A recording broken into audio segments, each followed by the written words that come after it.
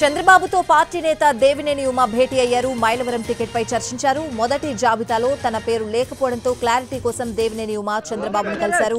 కొన్ని సమీకరణాల్లో భాగంగా తొలి జాబితా పేరు పెట్టలేదని దేవినేని ఉమకు చెప్పారు చంద్రబాబు. వసంత కృష్ణ ప్రసాద్ చేరికపై కూడా మరోసారి క్లారిటీ ఇచ్చారు. చంద్రబాబుతో సమావేశం తర్వాత కీలక వ్యాఖ్యలు చేశారు దేవినేని ఉమా. చంద్రబాబు మాటే శిరోధార్యమని ఆయన అన్నారు. తాను చంద్రబాబు కుటుంబ సభ్యుడిని అని చెప్పారు.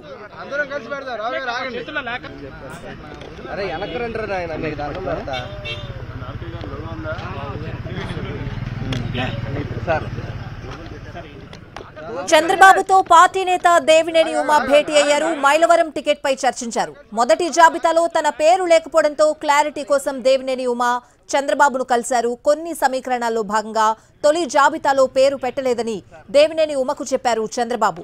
వసంత కృష్ణ ప్రసాద్ చేరికపై కూడా మరోసారి క్లారిటీ ఇచ్చారు. చంద్రబాబుతో సమావేశం తర్వాత కీలక వ్యాఖ్యలు చేశారు దేవినేని ఉమా. చంద్రబాబు మాటే శిరోధార్యమని అన్నారాయన. తాను చంద్రబాబు కుటుంబ సభ్యుడినని చెప్పారు. బాబు గారు కుటుంబ సభ్యుడిని ఆయన తీసుకున్నది ఆయన కట్టుబడి ఉంటారా? బాబు గారు కుటుంబ సభ్యుడిని కట్టుబడి ఉంటారా? కాదని ఎవరన్నారు? బాబు గారి కుటుంబ సభ్యుడిని, బాబు గారి శిరోధారి, స్వామి భక్తుడుగా సార్ మీరు అందులో డౌట్. థ్యాంక్ యూ, ఒక రెండు మాటలు. Thank you, thank you, thank you. Babu గారు కుటుంబ సభ్యుడిని ఓకే సార్ చర్చలు సార్. బాబు గారి కుటుంబ సభ్యుడిని ఆయన తీసుకున్నది ఆయన కట్టుబడి ఉంటారా? బాబు గారి కుటుంబ సభ్యుడిని కట్టుబడి ఉంటారా? కాదని ఎవరన్నారు?